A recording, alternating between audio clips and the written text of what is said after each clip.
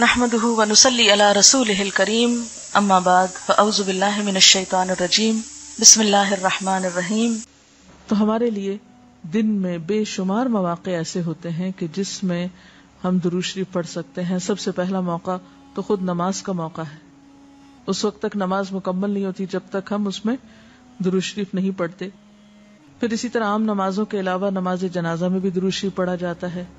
پھر اذان کے بعد درود شریف پڑھا جاتا ہے۔ آپ صلی اللہ علیہ وسلم نے فرمایا جب مؤذن کی آواز سنو یعنی اذان سنو تو وہی کہو جو مؤذن کہتا ہے، یعنی اذان کا جواب دو، پھر مجھ پر درود پڑھو۔ یعنی اذان کا جواب دینے کے بعد جب اذان ختم ہو جائے تو کیا کرنا چاہیے؟ نبی صلی اللہ علیہ وسلم پر درود بھیجنا چاہیے، کیونکہ مجھ پر درود پڑھنے والے پر اللہ تعالیٰ 10 رحمتیں نازل فرماتا ہے۔ اس کے بعد میرے لیے اللہ سے وسیلہ مانگو، جو جنت میں ایک مقام ہے جو جنتیوں میں سے صرف کسی ایک ہی کو ملے گا، اور مجھے امید ہے کہ وہ جنتی میں ہی ہوں گا، یعنی آپ صلی اللہ علیہ وسلم ہی کے لیے وہ مقام ہے۔ اور آپ نے یہ بھی فرمایا کہ من سألی اللہ الوسیلہ، جس نے اللہ سے میرے لیے وسیلہ کی دعا کی، یعنی درود شریف کے علاوہ آت محمد الوسیلۃ دعا ہم پڑھتے ہیں، یہ دعا بھی پڑھی جانی چاہیے۔ تو جس نے یہ دعا پڑھی اس کے لیے میری شفاعت واجب ہو جائے گی، یعنی قیامت کے دن پھر میں اس کے لیے شفاعت کروں گا۔ نمازوں کے علاوہ، خاص مواقع کے علاوہ دن میں جب بھی آپ چاہیں درود شریف پڑھ سکتے ہیں، لیکن عام دنوں کے علاوہ جمعے کے دن خصوصی طور پر درود شریف پڑھنے کی تاکید ہے، کیونکہ آپ نے اس کا خود حکم دیا۔ آپ صلی اللہ علیہ وسلم نے فرمایا جمعہ کے روز کثرت سے مجھ پر درود پڑھا کرو، جو آدمی جمعہ کے روز مجھ پر درود بھیجتا ہے وہ میرے سامنے پیش کیا جاتا ہے۔ اسی طرح دعا سے پہلے، دعا کے بعد، پھر جہاں کہیں آپ کا نام لیا جا رہا ہو یا لکھا جا رہا ہو یا کسی بھی طرح آپ کا ذکر آئے وہاں آپ کے لیے درود پڑھنا۔ اسی طرح مسجد میں داخل ہوتے وقت درود شریف پڑھنا، مسجد سے نکلتے وقت درود شریف پڑھنا، پھر نماز سے فارغ ہونے کے بعد درود شریف پڑھنا، یعنی ایک تو نماز کے اندر ہے لیکن نماز سے فراغت کے بعد، پھر اسی طرح ہر مجلس میں آپ پر درود پڑھنا ضروری ہے۔ پھر اسی طرح صبح و شام کے اوقات میں، یعنی یہ تمام مواقع ایسے مواقع ہیں جس میں آپ درود شریف پڑھ سکتے ہیں۔ اور موقع کوئی ہو یا نہ ہو، دن یا رات کی گھڑیوں میں سے جس گھڑی میں آپ چاہیں، جب چاہیں، چلتے پھرتے کام کاج کرتے، آپ اللہ کے رسول صلی اللہ علیہ وسلم کو یاد کر سکتے ہیں، آپ کے لیے درود اور سلام پڑھ سکتے ہیں۔ اللہ تعالی ہمیں ان لوگوں میں شامل کرے جو کثرت سے آپ پر درود بھیجتے ہیں۔ درود شریف پڑھنے والوں کو نبی صلی اللہ علیہ وسلم کی شفاعت نصیب ہوگی۔ آپ نے فرمایا جس نے 10 مرتبہ صبح و شام مجھ پر درود بھیجا اسے قیامت کے دن میری شفاعت حاصل ہوگی۔ اب یہ کہ اگر زیادہ وقت نہ بھی ملے تو 10 دفعہ درود شریف پڑھنا آخر کیا مشکل ہے، کتنی دیر لگ جائے گی، لیکن اس کا اجر و ثواب اور اس کا فائدہ کس قدر ہے۔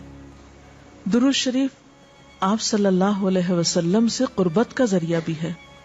حدیث پاک میں آتا ہے قال رسول اللہ صلی اللہ علیہ وسلم اول الناس بی یوم القیامت اکثرہم علی صلاۃ، قیامت کے روز مجھ سے سب سے زیادہ قریب لوگ وہ لوگ ہوں گے جو دنیا میں سب سے زیادہ مجھ پر درود بھیجنے والے تھے۔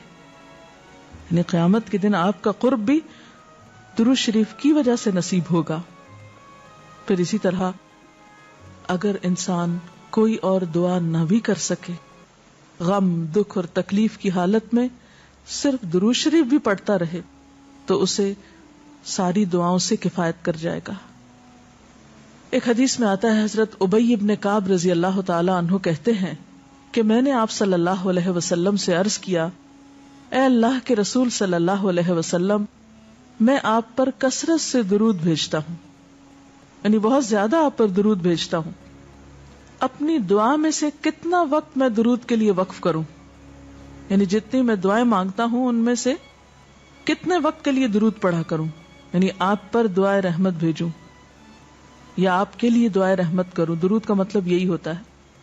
تو آپ صلی اللہ علیہ وسلم نے فرمایا جتنا تو چاہے. کہتے ہیں کہ میں نے عرض کیا کیا 1/4 وقت صحیح ہے؟ 1/4. آپ نے فرمایا جتنا تو چاہے، لیکن اگر اس سے زیادہ کر لے تو تیرے ہی لیے بہتر ہے. میں نے عرض کیا آدھا وقت مقرر کر لوں؟ آپ نے فرمایا جتنا تو چاہے، لیکن اگر اس سے زیادہ کر دے تو یہ تیرے ہی لیے بہتر ہے. میں نے عرض کیا 2/3 مقرر کر لوں؟ آپ نے فرمایا جتنا تو چاہے، لیکن اگر زیادہ کرے تو تیرے ہی لیے بہتر ہے، یعنی تجھی کو اس کا فائدہ ہوگا. میں نے عرض کیا میں اپنی ساری دعا کا وقت درود کے لیے وقف کرتا ہوں، یعنی جتنی دیر میں اور دعائیں مانگتا ہوں وہ سارا وقت صرف آپ کے اوپر درود بھیجنے کے لیے وقف کر دیتا ہوں. اس پر آپ صلی اللہ علیہ وسلم نے فرمایا پھر تو یہ تیرے سارے دکھوں اور غموں کے لیے کافی ہوگا اور تیرے گناہوں کی بخشش کا باعث ہوگا. گویا اگر کوئی شخص دعا نہ بھی مانگ سکے، اسے بعض اوقات انسان کی ڈپریشن، غم، دکھ، تکلیف اور پریشانی کی وجہ سے ایسی حالت ہو جاتی ہے کہ انسان اپنے آپ کو بھی بھول جاتا ہے، اسے کوئی راستہ نظر نہیں آتا، اسے سمجھ ہی نہیں آتا کہ وہ مانگے بھی تو کیا مانگے. بعض مسائل زندگی میں ایسے ہوتے ہیں، بعض پریشانیاں اس طرح انسان پہ آ پڑتی ہیں کہ انسان ہوش و حواس کھونے لگتا ہے. ایسے میں اسے کہاں یاد رہے گا کہ وہ کیا مانگے اور کیا نہ مانگے. تو ایسی صورت میں درود شریف اس کے لیے سارے غموں، دکھوں اور تکلیفوں سے نجات کا ذریعہ بن جائے گا. آپ صلی اللہ علیہ وسلم پر درود بھیجنا خود ہمارے اپنے لیے باعث سعادت ہے، باعث رحمت ہے. آپ صلی اللہ علیہ وسلم اس کے محتاج نہیں. مشرق ہو یا مغرب، شمال ہو یا جنوب، دنیا کے گوشے گوشے میں آپ کا ذکر خیر ہو رہا ہے. دن رات، آذانوں میں، نمازوں میں، جہاں جہاں آپ کا نام لیا جائے. لیکن اگر ہم درود شریف پڑھتے ہیں تو اس کا فائدہ خود ہم ہی کو پہنچتا ہے، ہمارے اپنے لیے باعث رحمت ہے. تمام غموں، دکھوں، تکلیفوں، مصیبتوں اور پریشانیوں سے نکلنے کا راستہ ہے، درجات کی بلندی کا ذریعہ ہے. رسول اللہ صلی اللہ علیہ وسلم نے فرمایا جس نے مجھ پر ایک بار درود بھیجا اللہ تعالیٰ اس پر 10 مرتبہ رحمتیں نازل فرمائے گا. ایک بار درود پڑھنے کا اجر و ثواب، اس کے 10 گناہ معاف فرمائے گا. یعنی صرف 10 رحمتیں نہیں، 10 گناہوں کی بخشش بھی ہوگی اور 10 درجے بلند فرمائے گا، یعنی درجات کی بلندی بھی. سبحانک اللہم و بحمدک اشہد ان لا الہ الا انت استغفرک و اتوب الیک. السلام علیکم و رحمۃ اللہ وبرکاتہ.